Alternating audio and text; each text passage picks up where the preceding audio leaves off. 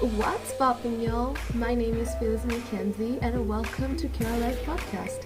If you love the expression of creativity in visual, performing, literary, and culinary arts, then this is the podcast for you. So subscribe and follow our social media pages through the link in the description and be part of the family. Now, let's dive into today's episode. So, ladies and gentlemen, thank you and welcome back to 2021, a brand new episode. And today we are joined by an image contributor of WWF, Alpha Conservancy, and as well as Wild Animal Protection Ambassador. And quite in fact, he is the director of Jaguar ID Project Brazil. Ladies and gentlemen, please welcome Christopher N. Thank you so much for being part of this show. It's my pleasure. Hi, everybody. I'm pretty sure they'll learn a lot from today, but before we begin, I'd like you to tell us your story. Who is Christopher Eng? Where did he grow up? How did he get into photography and all that? I am from Singapore originally. I'm now based in New York City in the US. I started as a professional strategist in terms of creating business strategy for organizations like Procter and Gamble, Hyatt Hotels, Western Union, many such companies. Mm-hmm. So after serving the capitalistic world and living life and understanding a little bit more about why we are here, uh, I decided when I could afford it, because my late wife, I did lose my wife to cancer, and I chose not to have children Mm-hmm. because we felt, even before I was a conservationist, that there's just too many people on earth. We do not need to have more people. Nature doesn't need more people. Mm-hmm. People need nature. So without having kids in our lives, it was easy enough for us to retire. So I retired. But then when I lost her to cancer, I had to reinvent myself. And so when decided to repair myself after losing her, Mm-hmm. to travel around the world, as I said, without children, I spend all my money on myself traveling. And I realized that my passion tended to be at safari parks or where there are wildlife. Mm-hmm. And then as I concentrated on traveling in safaris, um, I realized that everywhere I went, there was a common theme. And that is that almost every species on Earth, except human, are headed towards extinction. That's when I did research and realized that biologists and naturalists and conservationists are calling this a period of mass extinction. And that is scary because I don't think this earth was made for only one species to exist. Mm-hmm. Many meaning that this earth is not made so that only humans exist. This earth is made to balance itself out via or through biodiversity. So that made me sort of think about what I'm doing. In the meantime, I picked up or I learned to be a photographer so that when I travel, I can capture the memories and the images that I see the beauty of nature. And then I sort of thought about it even more and say that with all these stress points, with a period of mass extinction, I am building up an egotistical venture called photography. Mm-hmm. I said that this cannot be right, and I realized that there was a reason why I was led to do photography. Mm-hmm. And now, more importantly, I have to practice what I now call photography with a purpose. Because photography can be very vain and self serving Mm-hmm. and very suboptimal. The only way photography can be optimal is if it serves a higher purpose. So, today, my purpose is to use my images to invite people to fall in love with nature and its species, because people will only protect what they love. Mm-hmm. Just like if I start to abuse a human child, it will be very tough for people to accept, because people are by nature in love with children. But what's the difference between a child and animals? Mm-hmm. Same thing. The child and or an animal does not have defenses. they can be easily abused by us. So that's what I was trying to use my images to make people fall in love with wildlife, and that you will protect that which you love. So that, in a long way, is a little bit about who I am and what I'm trying to do on Earth.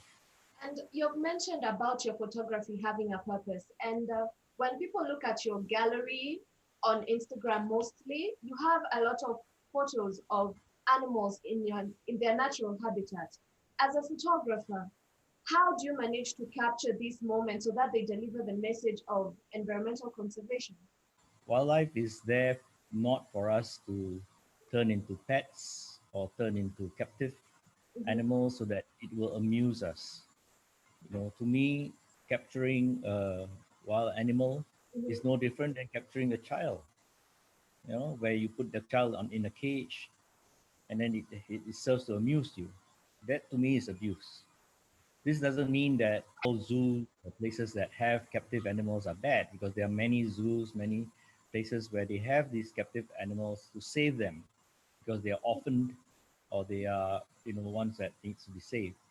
So I'm privileged enough to be able to take photos of them, whatever the animal is, in their own habitat, their own wild habitat. I believe that wildlife animals are here free, like all of us humans. So mhm, to put an animal in captivity is almost no different to me in putting all life forms, even humans, in captivity.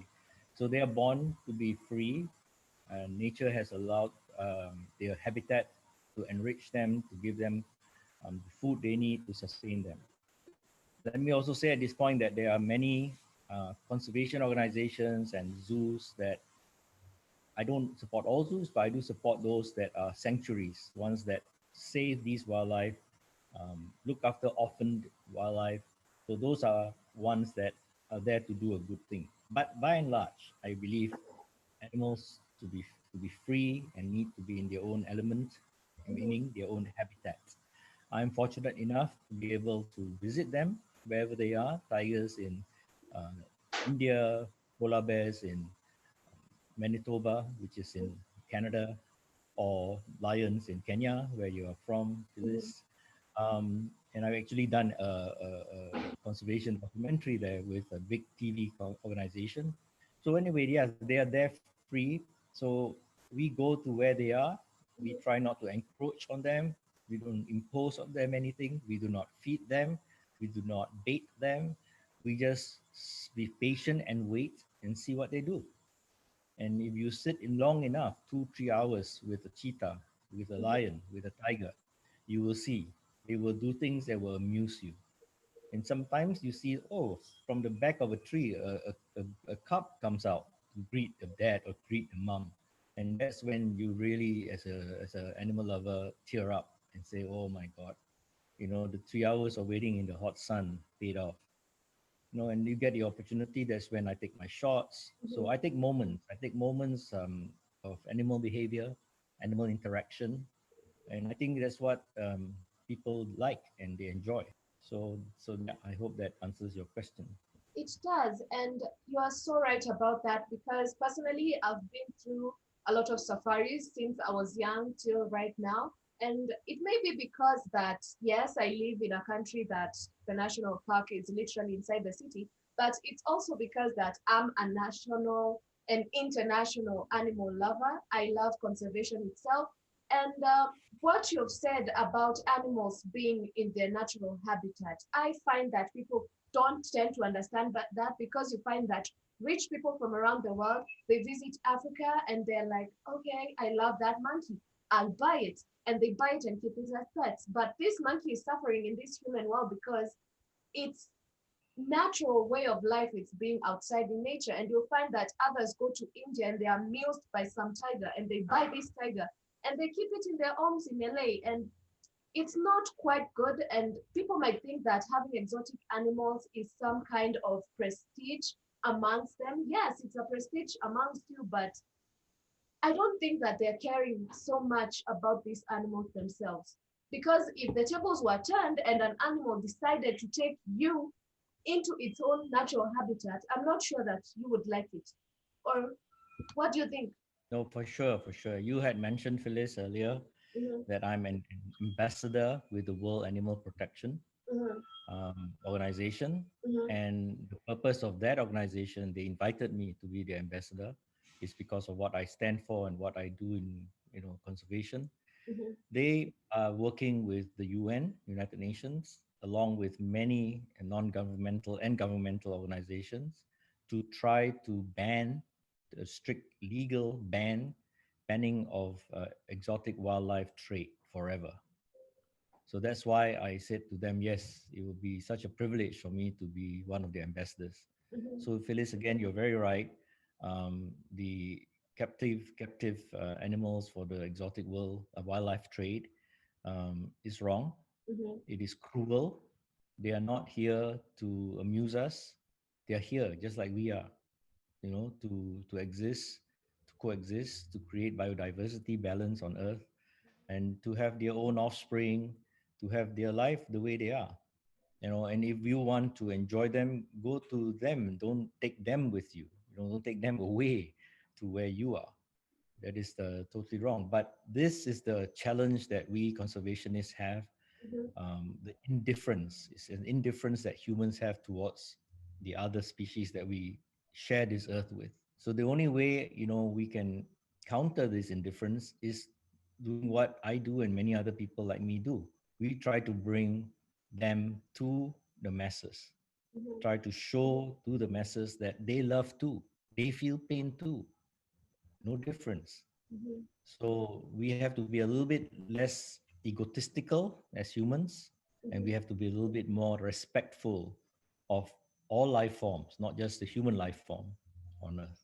That's great, Chris. And in terms of conversation, there is one thing that I always remind people on social media, and I actually said that on Twitter about a year ago.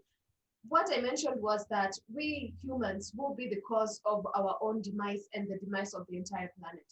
Because we might talk and people out there might be listening and they start helping animals, conserving the animal kingdom. But when it comes to the environment, if we're damaging the environment, where would the animals live once you conserve them?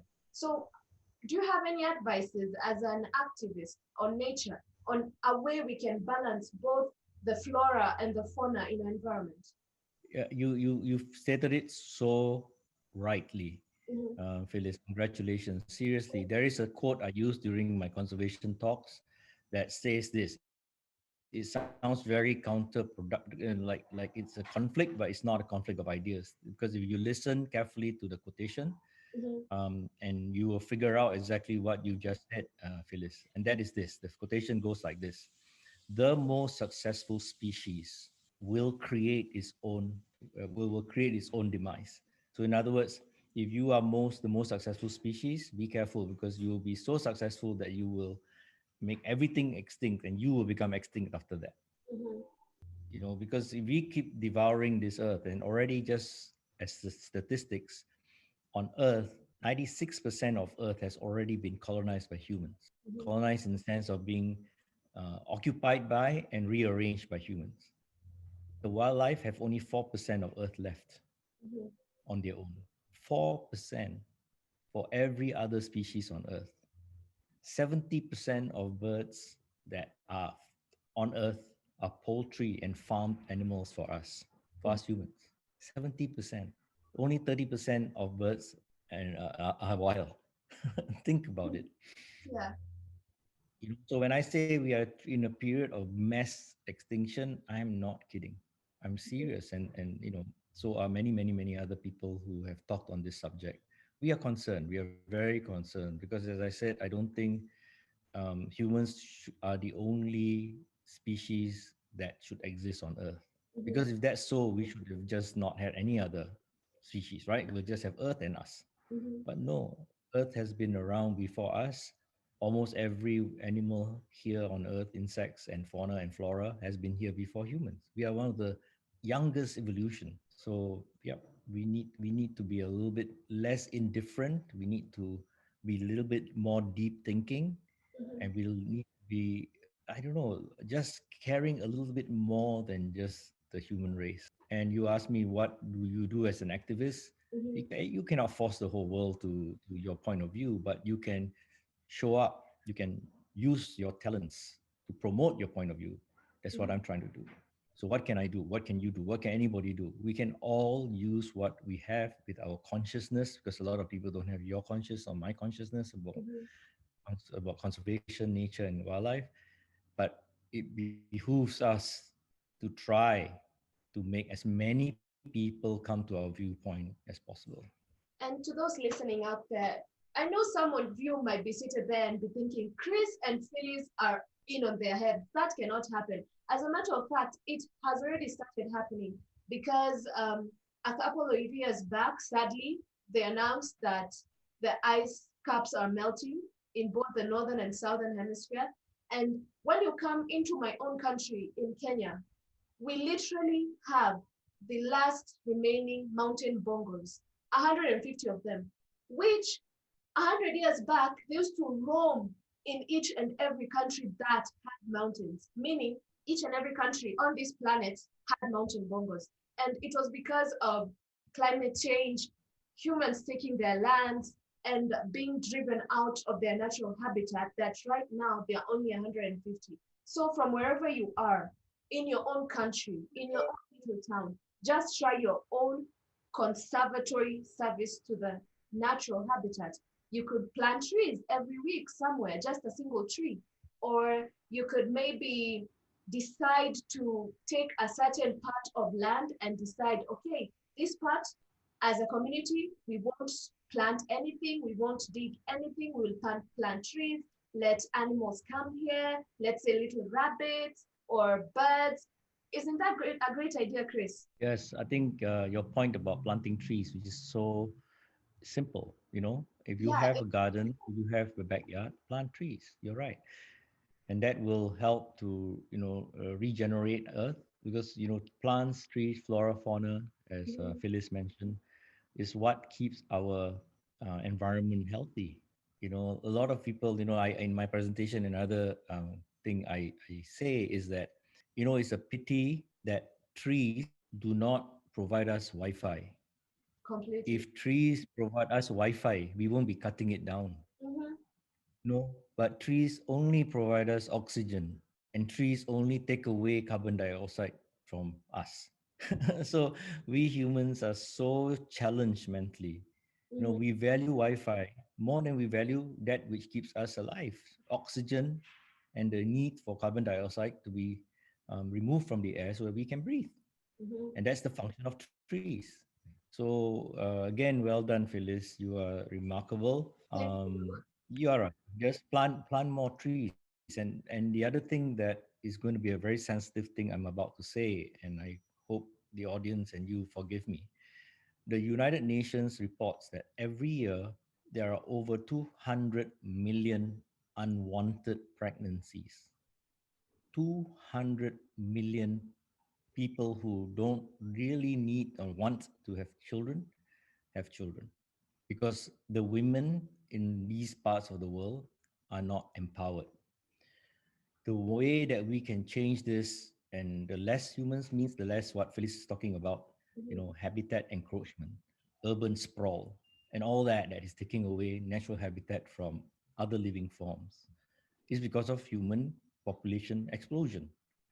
And the UN said if we could cut down just half of the 200 million unwanted, the point is unwanted. I'm not stopping Phyllis from having kids. I'm not stopping, you who are listening who wants to have children to have children. We're not talking about you. We're talking about there are many situations where there is the family can't afford to have kids. They do not want to have kids, but they have because. So the UN is working with several organizations like Population Matters, Population Connection. All these you can find. You can Google it, to empower women around the world.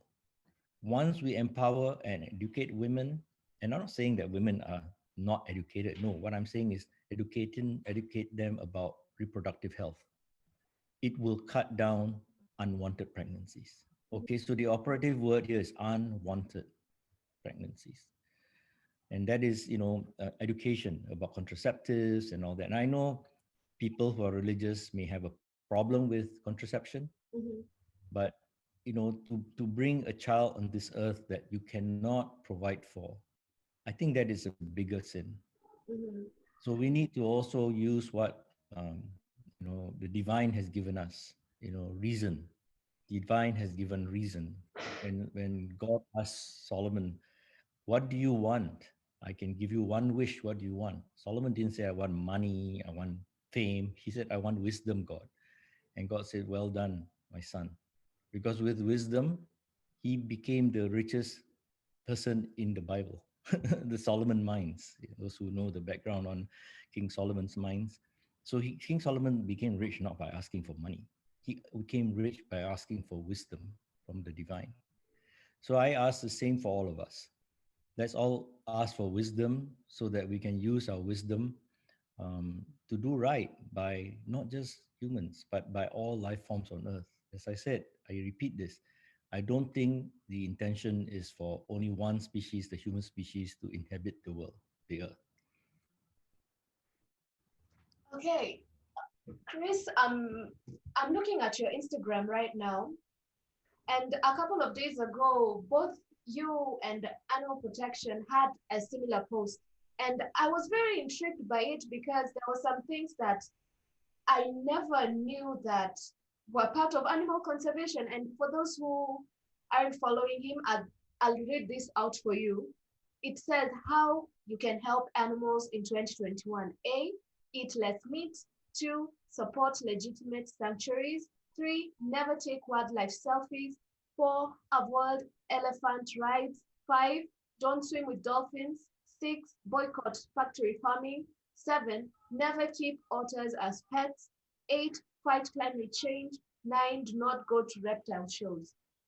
Chris, why I'm intrigued by this is because of three things. One, never take wildlife selfies. Two, don't swim with dolphins. And three, don't go to reptile shows. Why are these three things on that list? But the World Animal Protection and I believe that animals are not here to entertain us. Mm-hmm. They are not actors, actresses. They're not celebrities. They are here to be who they are and what they are in their own element, which is their own habitat. It is only humans who have this need, to dominate, to subjugate, to turn animals to be human. That is so sad. Can you imagine if a chimpanzee makes us slaves, just like there's the movie Planet of the Apes, Mm-hmm. where we are the ones in chains and the chimpanzees are the ones who are whipping us to dance, whipping us to jump. Mm-hmm. Think about it. Is it right? No, And you it's say, not. no, no. Yeah. I mean, arguably, there are certain animals because of our need, human need to also have species affiliation and closeness. We've turned dogs and cats into domesticated pets, pet companions. Fine. I think that is the upper limit of the pet human relationship, and dogs have become such an asset to humans, more so than other humans. Today, dogs not only can smell cancer, they can also smell COVID. It's amazing. You go to Sweden and you will see they're using, in Switzerland, dogs to help to diagnose if someone has COVID. And they've been using them for many other things, epilepsy and so on and so forth. So Mm-hmm. putting aside pets, because a lot of people are confused. If you can have a dog, you can have a cat, why can't you have a cheetah? Why can't you have a monkey? Why can't you have a cockatoo? Why can't you have a parrot? Because those are made not for domestication. Those are wild. They are meant to be out in the wild. And when you start promoting the rides on elephant, camel, you start promoting dolphin tourism where you swim with them, and turtles and stingray, you're not enriching the ecosystem. You're not helping the stingray, the dolphin, or the camel. You are enriching humans who are exploiting these animals. Think about it. Mm-hmm. And then you all say, oh, but then if these animals don't do these things, then they will be bored because there is no stimulation of them doing certain things. I said, no, you can stimulate them in many, many other ways. First thing, they shouldn't even be captive. Mm-hmm. Captive to the point that they can even, perform for you. I myself have swam with turtles in Barbados, Mm-hmm. but they were free. I was diving. This bird turtle, who is wild, totally wild, started to come towards me to look at me just because we are curious about them. They are curious about me. Mm-hmm. I have come 2 feet from, not kidding, 2 feet from a cheetah because we were stuck in one area and then the cheetah came. It was too late for us to run. And the last thing you do is run when you have a wild animal in front of you because they will think, what's wrong? Why are you running? They will run because they think something is coming after them too.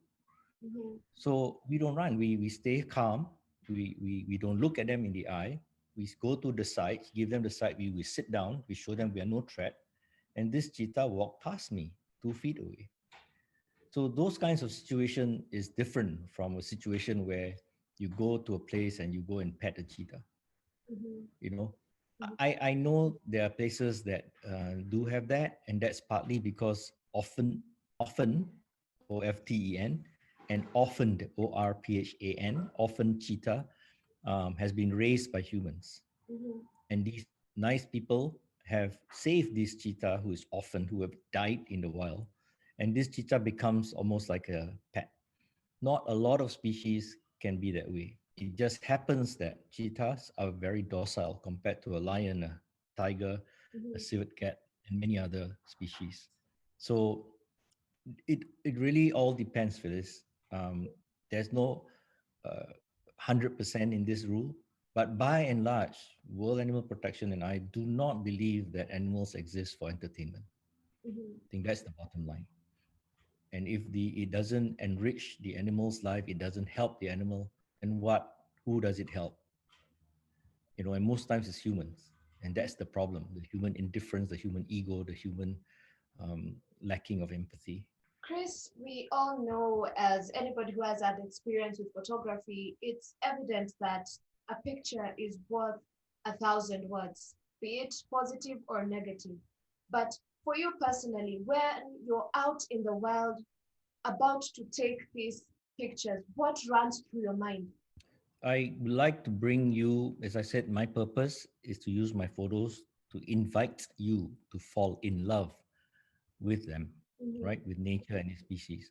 So that is what we call a strategic choice. I mentioned earlier to you that in my earlier career, I was a strategist. Mm-hmm. And in the study of strategy, we always learn there are two ways that you can persuade people. Mm-hmm. One is through soft power, which is my belief that is a superior way, and the other one is through with strength, with might.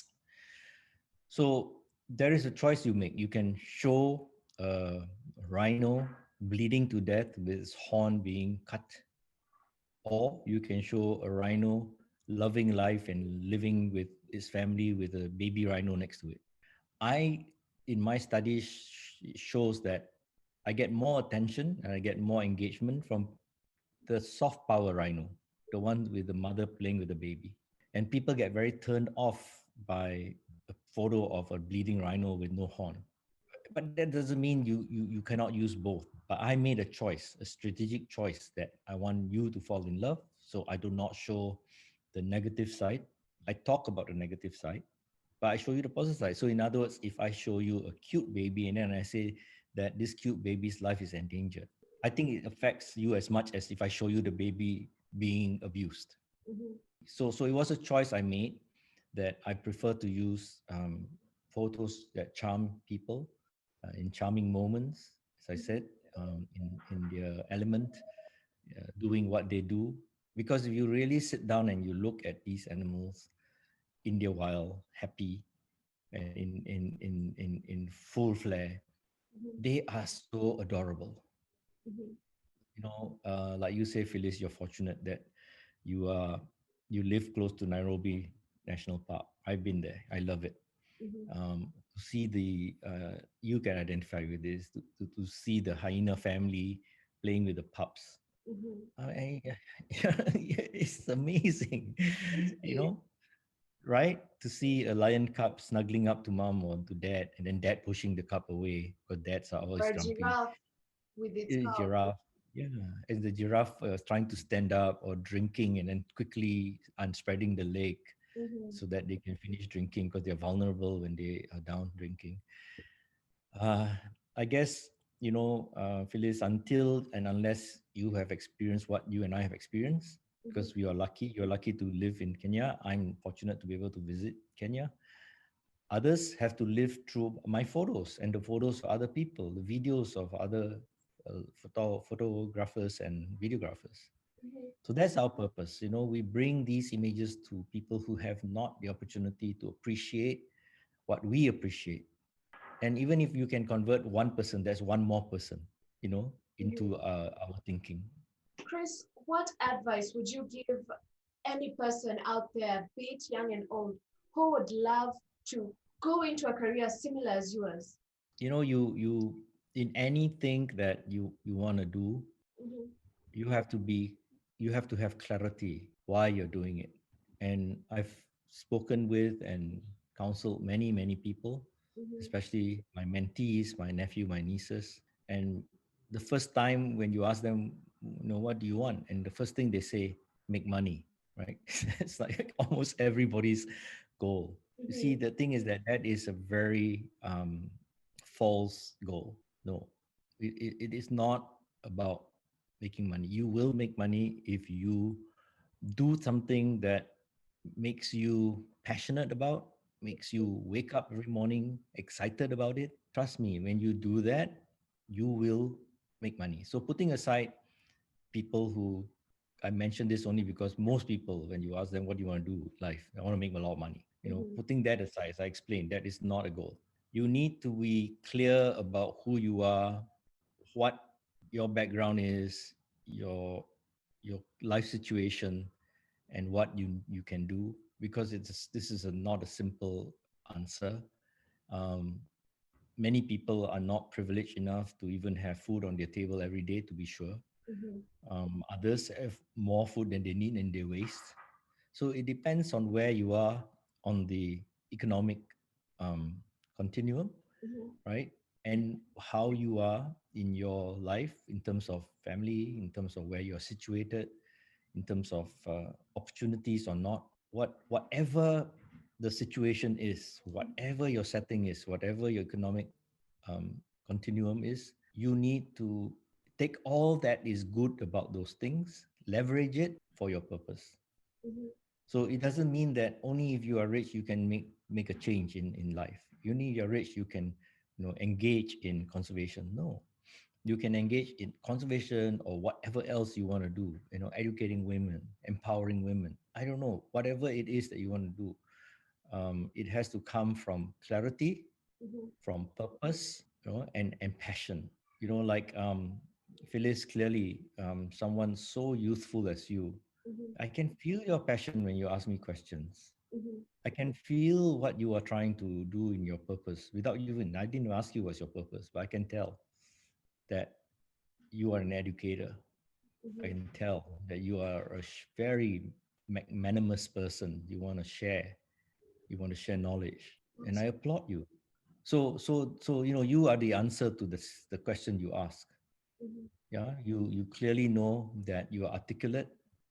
You do know how to interview, and you use that to a higher purpose to benefit people who are in your podcast. Mm-hmm. Fabulous. Thank you. Thank you so So much. it's not all have to be a conservationist. We can all find our purpose and serve a higher a higher goal. Mm-hmm. Thank you so much. And you yourself, you're an amazing, amazing person because it's rare to find somebody devote his whole entire being into conservation. Somebody can call themselves an activist, but you're only an activist during the weekends. For some, you're only an activist when the opportunity pops up. Let's say they say, oh, we're going to Africa to save the elephants. That's when people become activists. But for you, Chris, you are a 24/7 nature conservation advocate. And many blessings to you for having been here on this planet to help a lot of people in whichever way you can. Oh, you are too kind. No, no, thank you very, very much. We are not here for ourselves, believe me. Again, if we are, then we should be the only one on earth. We are here for everything and everybody else. And before this interview, Phyllis, we talked about the wonderful Swahili word, Ubuntu. Ubuntu, which means, for those in who know Swahili, you know what I've just said, which says that I am because we are. Let's do that. Let's live like that. We are not here just for us. It's not about us. It's not about our ego. It's not about self maximization. It's about how do we coexist for the general good. General good, not just for humans, but general good, period, for all life forms. Because this is the one place we share in common with all humans and all life forms, Earth. So let's make sure that we appreciate Earth. Let's make sure that we celebrate Earth and we celebrate the diversity that is Earth, that represents Earth. Thank you, Phyllis. Thank you for this opportunity to express myself. Thank you, Chris. And you mentioned about people should prioritize making money in this lifetime. But I'd like to ask you, if you are in Bill Gates' shoes and money, finances was never an issue to you, what would you do in your life every single day? The people who have means, whether you're Mr. Gates or you are any other multi-billionaire, you know, when you have been blessed by being successful in the capitalistic world, capitalism, as I was to a certain extent, not up to Bill Gates' extent, you then have to become a socialist. You then have to spread your wealth. You cannot take it with you. Naked we came, naked we go. We're nothing. We're not going to take a single possession. And the people who are really most wealthy, I don't see them to be the billionaires. The people, if you want to know how rich you are, count the things you have that money cannot buy. Again, to know how rich you are, count the things you have that money cannot buy.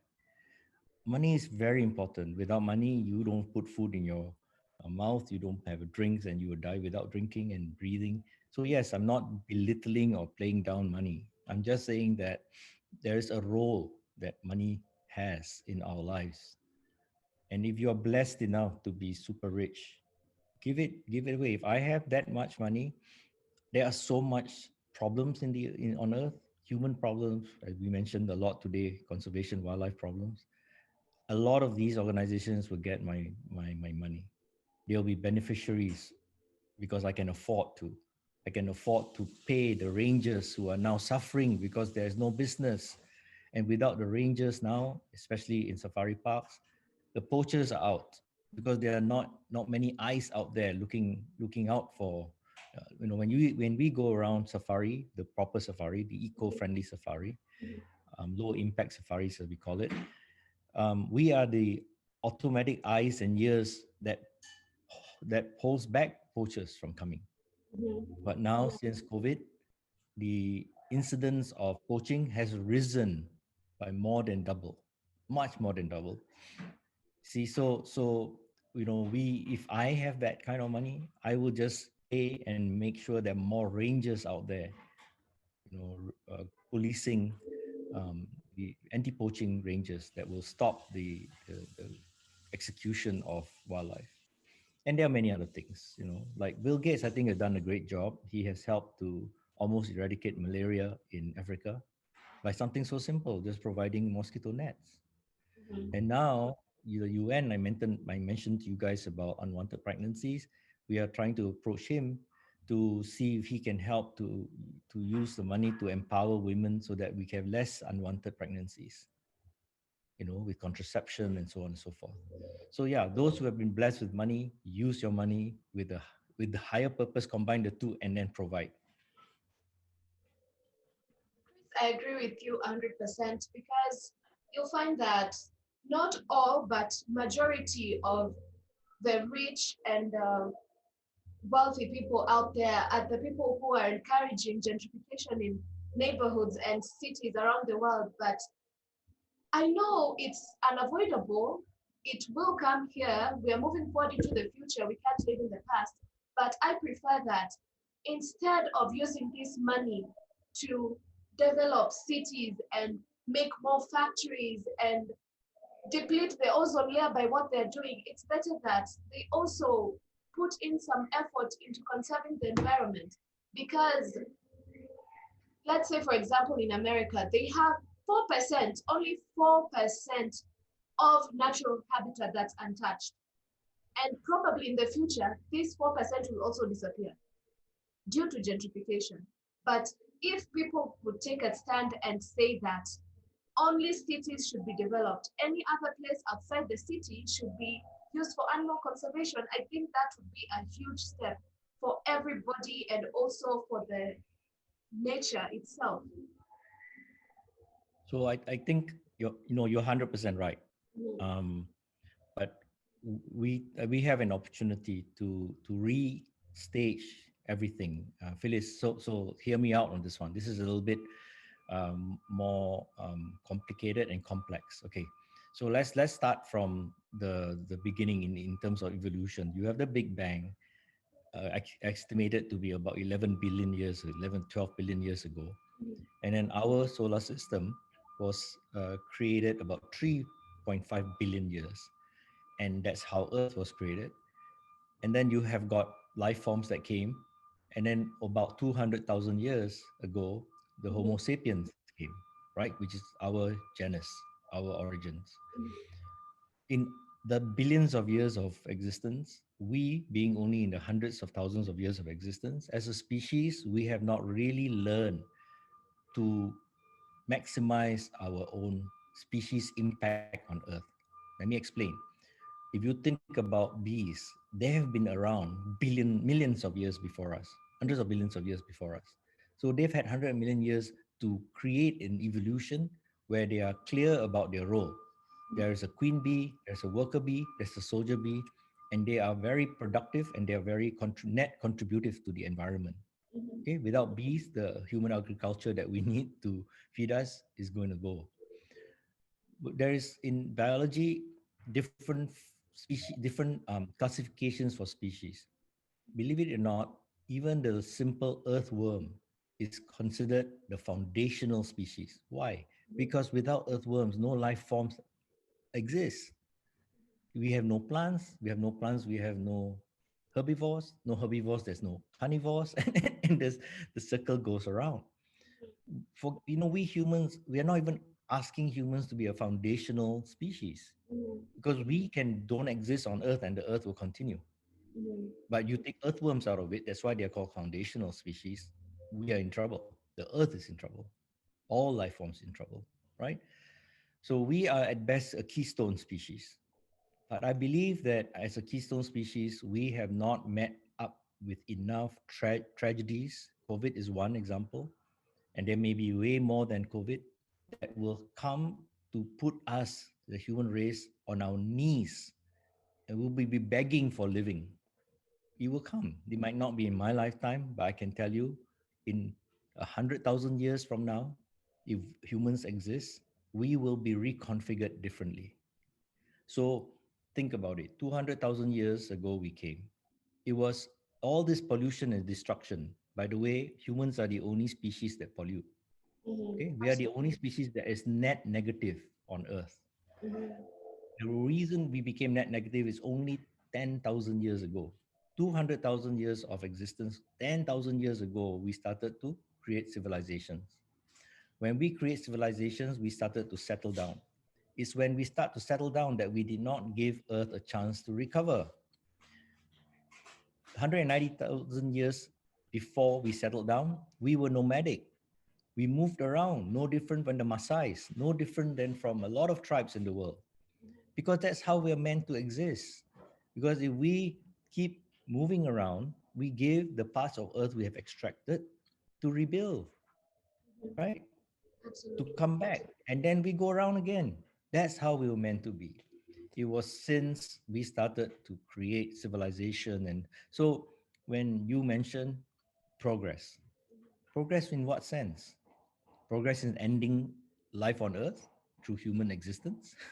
What is progress? Gentrification is progress? So we have to reframe it. I don't think so. I don't think gentrification is progress. I think gentrification is wrong-headed, materially based way of living. And I think if we will come, I believe we will come to a point as a species to realize that we cannot continue the way we have. We might come to a point where 4% of no, we've taken over 100%, and we see more diseases, more zoonotic diseases. Zoonotic diseases are diseases where it's transferred from animals to human and human back to animals. It will come a point where I think we have to learn as a species to know how to be a net contributor on Earth. We talk about everything today in the developed world. Everybody's spending so much money on buying organic this, organic clothes, organic plants, organic eat, organic drink, organic, but we don't live organically. We live in these city centers that is filled with buildings, that we have created urban sprawl, that we have polluted the earth, our own cities. And then in the meantime, we have organic this, organic there. No, you want to really be organic? We have to go back to living in the organic way. Believe it or not, it's a reversal of where we have been, and scary. So if Africa can continue to not let urban sprawl and Western matrix in telling you what progress is, I think you guys in the free world, I call you guys free world because you live more organically than anybody else in the developed world. So, as I said, this is a very complex discussion that I've just introduced. It's a reframing. We have to reframe. If we want to really make meaningful change, we cannot continue the same trajectory and believe that bit by bit, drop by drop, we can make a change. No, we have to be drastic. We have to reframe society, reframe how we think, reframe how we be as humans. So I started this campaign called Let's Human Better. How do we use humankind to make humankind human better? The operative word is kind and better. Let's be kinder. Let's be kinder to each other, to other species, to Earth, and do better by being kind. And work on reframing how we exist and how we coexist and how we as a species can be a net contributor to Earth. Thank you so much, Chris, for your insight. And I'd love to have you once again for Earth Day celebration on April, because I think you'd be an amazing guest for them, and you can tell us more about how to conserve the environment, not only on Earth Day, but every single day of our lives. But anyway, thank you so much for being part of this episode, Chris. My pleasure, and really, it was amazing meeting you. I'm very, very impressed by you. And, we've got a huge age difference. I could be your grandfather, but we have the same heart. The age does not put us apart. That's not important. What is clear in this interview, I hope, is how our hearts are together. That we have the same passion, we have the same understanding, and that's amazing. So again, thank you very much. I hope I have not bored your podcast audience. You've been an amazing guest, and whoever has been bored out there, I don't know where your heart is truly. If you can be bored by nature, then I don't believe you're an actual human. I believe you're an alien. But whoever is listening right now and you'd like to find him on social media, he is on Instagram under Chris M Photo. I'll link his Instagram in the description, and you will also follow me. You can also find him on my page. And also remember to follow Wild Animal Protection so that you know what is happening in the world each and every day. But for now, this will be it from me and Chris. Chris, would there be anything else you'd like to add? No, may we all live with Ubuntu in our hearts. I am because we are. Absolutely. I hope you all remember that. And in memory of this, I'd like to please recommend all of you on Netflix to go and watch a series called Our Planet. It's an amazing series where they talk nothing more but animals and the plants and the birds in our planet. But until next time, from me to all of you guys, it's a wrap and goodbye. Bye. And that will be it for this week. If you enjoyed this episode, be sure to subscribe so you're notified when a new episode is posted. Rate and review this podcast on your favorite podcasting app, especially Apple Podcasts, and share it with all your friends. Thank you so much for listening, and remember, creativity is intelligence having fun. Until next time, #PodRock.